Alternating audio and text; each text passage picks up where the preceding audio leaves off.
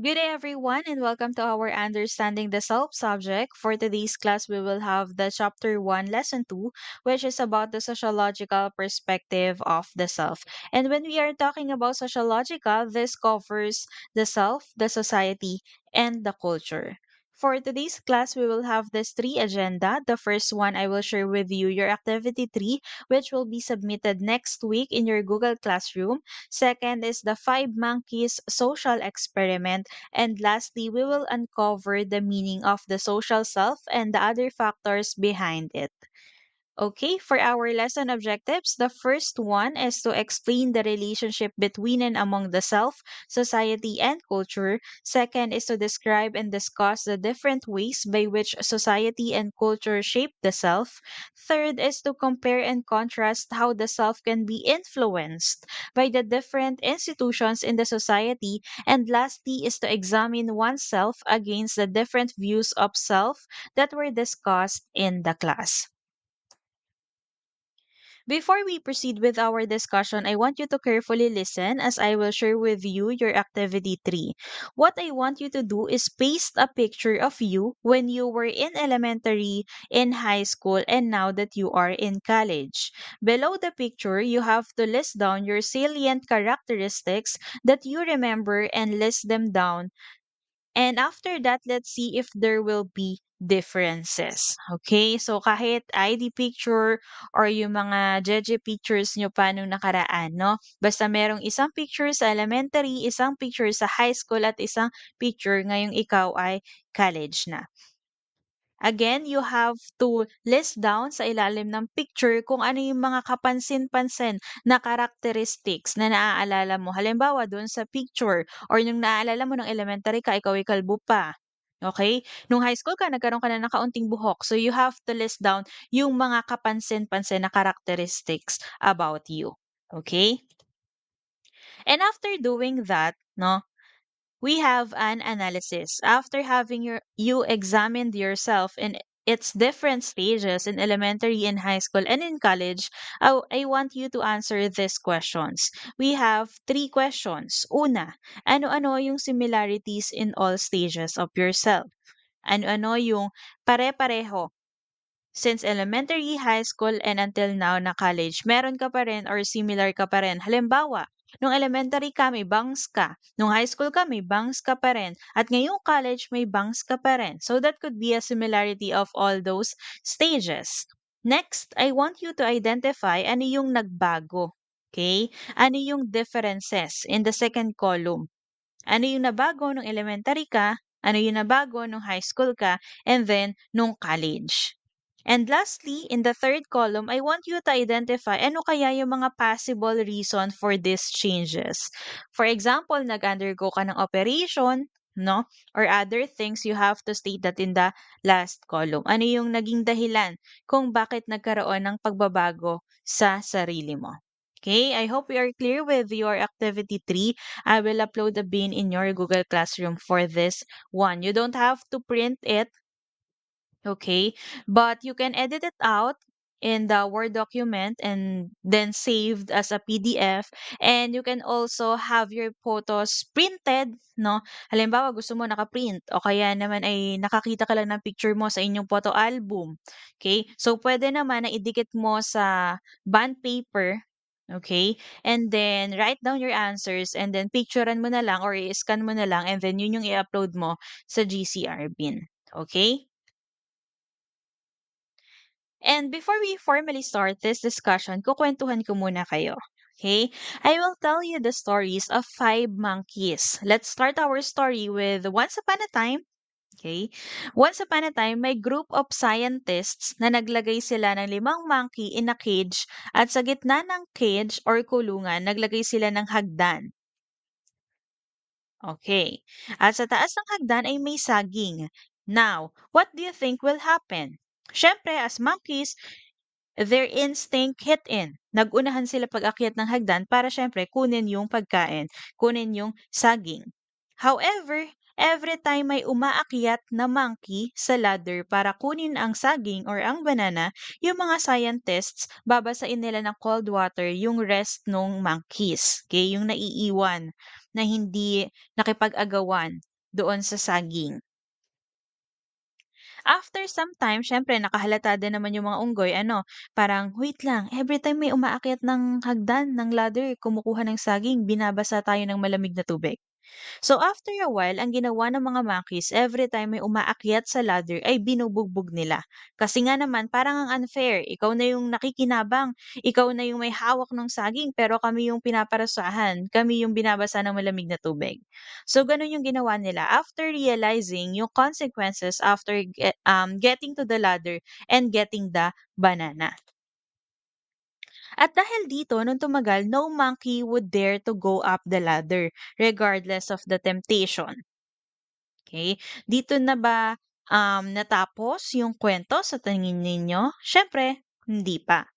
Ang ginawa ng mga scientists, tinanggal nila si Monkey 1 at pinalitan nila ng bago, si Monkey 6. Siyempre, si Monkey 6 bilang bago, hindi niya naman alam kung ano yung mga rules dun sa cage. Nakita niya yung ladder with banana on top, siyempre ang initial reaction niya is to go up the ladder to get the banana. 'Di ba? Kasi nga naman may pagkain doon, ba't di ko kukunin? Okay? So ano nangyari? Siyempre sila monkeys 2 to 5, ang ginawa nila, pinagbubugbog nila si Monkey 6. Hindi alam ni Monkey 6 ba't yun ginawa sa kanya. He has no idea kung bakit siya binubugbog. He's just going up the ladder after a while and then hindi na rin umakyat ng ladder si Monkey 6 without knowing the reason why. Alam lang niya ay bububugin siya kapag umakyat siya. So, nung di na siya umaakyat, si Monkey 2 pinalitan ng bago. Pumasok si Monkey 7. At gano'n na rin ang nangyari. Para siyang routine, paulit-ulit lang. Every time umaakyat siya, binububog siya. And in the long run, hindi na rin siya umaakyat without knowing the reason why. So hanggang sa napalitan na lahat ng monkey at natira na lang ay 5 new monkeys, pero alam nila that every time they go up the ladder, bubugbugin ka. Okay? Again, yung 5 new monkeys, never nila na-experience mabasa ng malamig na tubig. Pero alam nila that every time they go up the ladder ay bubugbugin sila. What's surprising is actually the fact na nung 5 ng bagong monkeys ang natira, itong mga monkeys na ito ay never na-experience mabasa ng malamig na tubig. Pero nabubugbog sila every time umaakyat ng ladder. Pero dahil doon, every time may umaakyat ng ladder, ay nakikibugbog na rin sila. They would also try to hurt other monkeys that would try to go up the ladder without really knowing the reasons why.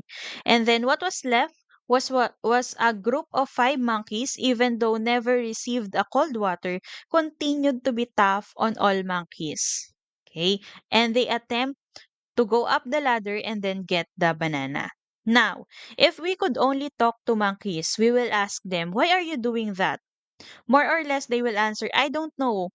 That's just how things are done here. Ganito lang kasi yung nangyayari dito kahit ako hindi ko rin alam." Now, my question to you is, does this sound familiar? Have you ever experienced the same thing? Siyempre, hindi same thing in a way na nagpapaunahan kumuha ng saging, okay? At hindi rin same thing na nabugbog, right? But in a way na have you ever experienced the same thing na may mga bagay na tinuro sa atin pero hindi natin alam bakit or kung anong purpose nito? Okay?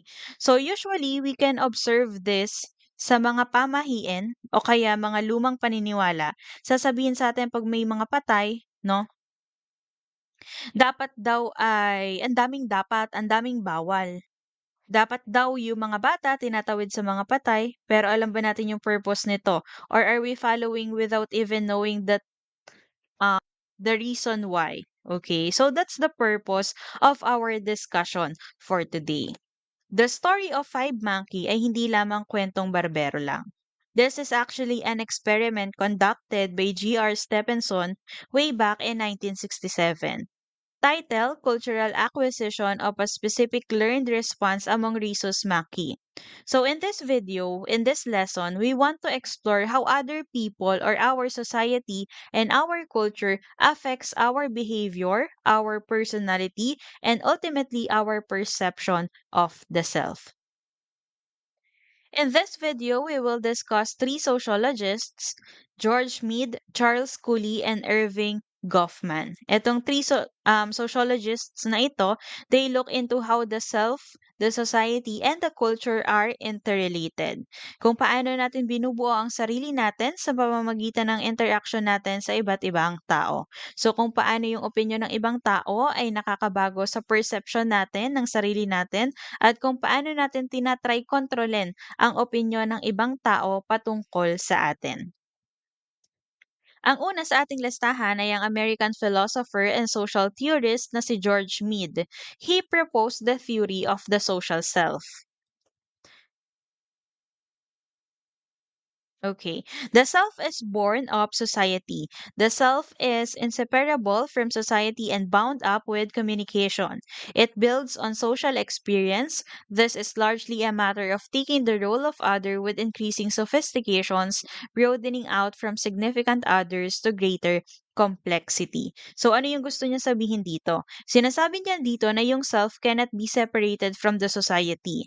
The society and the self come together. And we learn from experiences, from social experiences, kaya nga naniniwala siya na that the self is a social entity.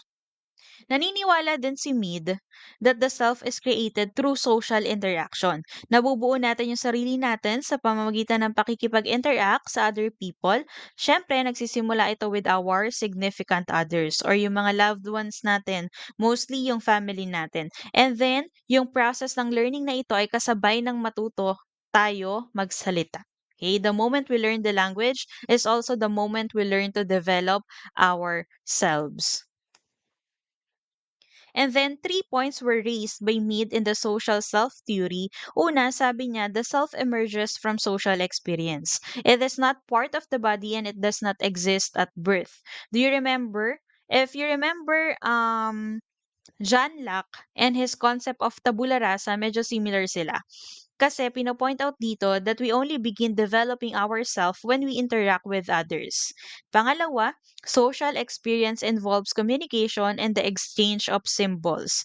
People create meaning. We create meaning. So anong ibig sabihin naman itong pangalawa? If you remember the term selfie, no, that we are using right now, that we use right now, hindi naman siya word dati, right? We put meaning to words. Pero ngayon, part na siya ng dictionary. Example, the number sign. Okay? Imagine a number sign. It was called number sign way back. Pero ngayon, we call it hashtag. Meron pa ngang mga dancers na buhat dito ang kanilang pangalan ng grupo, right? So, nag-iiba-iba yung meaning. What's important is that the social self-theory means communication plays an important role. And lastly, to understand intention, you must imagine the situation from another person's point of view by taking the role of the other. The self is reflective and reflexive. So tayo, capable tayo to reflect on our action, no? Pwede nating sabihin na tama ba yung ginawa ko? Mali ba yung ginawa ko? Dapat ba mag-sorry ako? So other organisms are not capable of that. Pero as human beings, we are capable of reflection. According to Mead, there are different stages of development of the self. The first stage is the preparatory stage. Ito yung stage kung saan ginagaya ng bata kung anong ginagawa ng iba. Halimbawa dito ay yung close open. No, kapag ginawa natin ito sa harap ng bata ay gagawin din nila. They mimic us. The second stage is the play stage. This is where the children pretend to play the role of a particular or a significant other. As you recall siguro, nung bata kayo, no, naglalaro kayo ng bahay-bahayan. Naglalaro tayo ng bahay-bahayan kung saan ako ang nanay, ikaw ang tatay. At doon, no, nagpapanggap tayo na tayo yung magulang natin and we internalize the roles and we pretend to be them. Okay, that is included in the play stage. And the third one is the game stage. In here, the children play organized games and think of the other perspective of the generalized other. Or take on the perspective of the generalized other. Ibig sabihin, hindi na lang yung taong malapit sa atin, but also general perspective. Halimbawa dito is when we play team games. no, yung mga group games. And then we internalize the different roles. Ako taya, ikaw naman ang tatakbo. Okay, tatakbo ka tapos hahabulin kita. Okay, pag natag ka, ikaw ang taya. So we learn the rules and we internalize the rules and we learn that. Okay, so that's in that third stage, which is game stage. Next, ano ba yung generalized other? Yung generalized other ay yung perspectives and expectations of a network of others or a society in general. Ano ba yung ina-expect sa atin ng society? So, kapag babae ka, dapat ganito ka. Kapag lalaki ka, dapat ganito ka. No? Ano nangyayari? We internalize those expectations and use it to shape our own behavior. This results to the dual nature of the self, or the belief that we experience the self as both subject and object, the I and me. So, ano yung pinagkaiba?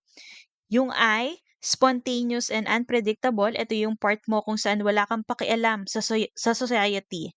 Sa society. Okay? You're only concerned about yourself on the other hand. You have your me. Yung me naman is the part of you that's been socialized to think beyond yourself. Hindi na lang yung sarili mo yung iniisip mo, but also the expectations of your society. The second concept we'll discuss is the looking glass self. This is proposed by Charles Cooley. According to Cooley, one sense One's sense of self depends on seeing oneself reflected in interactions with others. So, bakit niya kaya nasabi yon? Let's find out. Si Charles Cooley and si Mead, they are colleagues. Again, Charles Cooley and George Mead are colleagues. So, anong ibig sabihin nun? They work together. Ano ba yung meron sa looking glass self? Sabi sa looking glass self, may notion na yung self mo develop based on the perception of other people, based on their evaluation and appraisal. So, anong ibig sabihin nun? Sabi niya, kung anong tingin mo sa sarili mo, nakadepende yon sa kung anong tingin sa'yo ng ibang tao. And paano nangyari yon? Halimbawa, sinabihan ka na ang galing mo naman tumula. You will internalize that and you will think na, magaling pala akong tumula. So it's because of the perception and the evaluation of other people. So imagine having different mirrors and yung mga salamin na yon represents how other people sees you. Okay? Sabi dyan, yung college friend mo sees you as a smart person. 'Di ba? Meron tayong notion or perception na kapag nakasalamin, it represents smart people or it represents that you are somehow smart. So, tingin nila, ang talino mo. Your boss sees you as someone beneath him or her. Tingin niya, mas mataas siya sa'yo or mas mababa ka sa kanya. Your parents sees you as an angel. Of course, ang ating mga magulang, yan ay mahal na mahal tayo, no? Feeling nila, ang bait-bait mo. Okay? And your online friends sees you as devil. Feeling nila, ang sama-sama mo. So, lahat ng perceptions na ito ng iba't ibang tao, you internalize them and you create your own definition or your own description of yourself. Here's another example. Dito naman, your colleague friends sees you as someone strong. Ang lakas-lakas mong tao. On the other hand, yung boss mo, ang tingin sa'yo, ang hina mo. Your parents, of course, say ganun pa rin ang tingin sa'yo, ang bait-bait mo, and your online friend sees you as someone na masama. Magkakaiba yung tingin, magkakaiba yung perspective, pero lahat yon ina-absorb mo. So, lahat yon ini-internalize mo kung paano ka makita or paano ka tingnan ng ibang tao, how they perceive you. And then, if you look at this picture, it also depicts looking glass self. Anong sabi dyan? We imagine how he appeared to other people. Iniisip natin kung anong sinasabi sa atin ng ibang tao. Pag yung evaluation na yon ay favorable or tingin natin maganda yung tingin sa atin ng maraming tao, nagkakaroon tayo ng positive self-concept. Nagiging positive din yung tingin natin sa sarili natin. And if tingin naman natin or tingin naman ng ibang tao sa atin ay negative, nagiging negative din yung self-concept natin or nagiging negative din yung tingin natin sa sarili natin. And then yung last concept natin for lesson 2 is from Irving Goffman. Sabi niya, constructing situations and drama. Yan. Gusto natin yan, di ba? There are people who like drama. Okay? According to Goffman, people routinely behave like actors on a stage every day. Social life become theatrical. There are roles, scripts, and actions. Daily life as a series of stagecraft rules. So kay Goffman, kinompare niya yung buhay ng tao into theater. Kaya sabi niya, constructing situations and drama. Naniniwala siya na meaning is constructed through interaction, and he proposed the concept of interaction order. So ano naman yung interaction order? It's what we do in the immediate presence of others. Imagine this, nakita mo si crush. Anong una mong gagawin? What do you do? So kinikilig ka ba na parang di masilihan or nagtatago ka? No? Nakita mo yung kagalit mo, for example, or nagtatago ka kasi nakita ka ni crush or nakita mo si crush. Ayaw mo siya makasalubong kasi wala ka pang ligo, no? So, anong gagawin mo? Interaction order ay yung bagay na una nating ginagawa pag nakita natin yung isang tao. Okay? So, this concept focuses on how individuals take on rules and act them out to present a favorable impression to their audience. Kanino at bakit? So, ina-act natin ito sa mga tao sa paligid natin and we call them audience. And why? Because we want to give a positive impression to our audience. And he calls this concept dramaturgy. Sabi pa niya, gusto nating kontrolin kung paano tayo nakikita ng ibang tao and this is what we call impression management. And about 400 years ago, nakuha ni Shakespeare yung idea ni Goffman.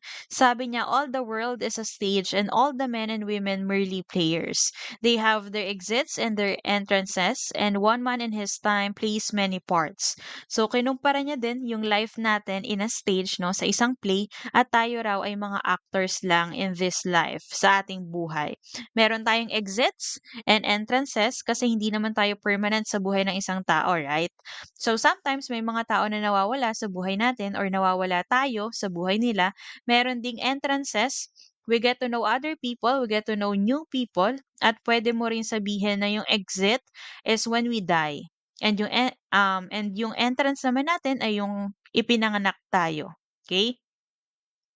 What else? Sabi din niya, we play many parts. Right? Pwede tayong anak, pwedeng estudyante, pwedeng kaibigan, pwedeng girlfriend or boyfriend, and others. Yun yung concept na nakuha or na-capture ni Shakespeare. Goffman identifies the following components in his theory of impression management. How do we try to impress or control other people's impression of us? Okay. Una, we have the front stage and then we have the backstage. Anong meron sa front stage? Sa front stage is where we act, where we play our roles. Basically, this is our stage. The backstage, on the other hand, is what we do when no one is looking. Okay? So, pag wala ng tao, sino ka? Pag wala ng tao, sino tayo? How do you act? How do we act? What's our behavior? Okay? Additionally, Goffman pointed out that its definition of a situation lends itself to a different approach and the consequences are real. So ano yung gusto niyang sabihin dito? Imagine this. You are with your friends and yung mga kaibigan mo mahilig mag-inom. Okay? So ikaw, dahil gusto mong mag-fit in, gusto mong makasabay, no? Ayaw mong ma-OP or ma-out of the place, ayaw mong ma-reject doon sa grupong kinabibilangan ng mga kaibigan mo, mag-iinom ka rin. Okay? At syempre, ayaw mo namang patalo, 'di ba? Dapat ikaw pa yung last man or last woman standing kasi you want to impress your friends. So, pag uwi mo ng bahay, magpapanggap ka na hindi ka nag-inom, na wala kang tama, lakad matatag, right? Kasi you want your parents to think na ang bait mo, na kunwari galing ka sa paggagawa ng project. Okay? And then pagpasok mo sa school, very active ka because you want to impress your teachers. So we have this different roles na ina-act natin, right? And why do we do that? Because we want to impress other people. At paano natin i-impress yung ibang tao? Siyempre, we have our own ways. Iba-iba din yan. Okay? So, yun yung gustong i-point out ni Goffman. Sabi pa niya, the self is a social construction dependent of the situation. Again, we have this different roles na ina-act natin, and why do you think we do that? Because we want to impress other people. Okay? And paano natin i-impress yung iba't ibang tao? Siyempre, we have our own ways din. No? May iba-iba tayong paraan kung paano natin gustong i-impress or paano natin nai-impress yung mga taong nakapaligid sa atin. So, that is what Goffman wants to point out or to highlight in everything that he said. Okay? And sabi pa niya, the self is a social construction dependent of the situation. So that's the end of our lesson 2 and understanding the self, which is the sociological perspective of the self. That's it for today, everyone. Thank you and goodbye.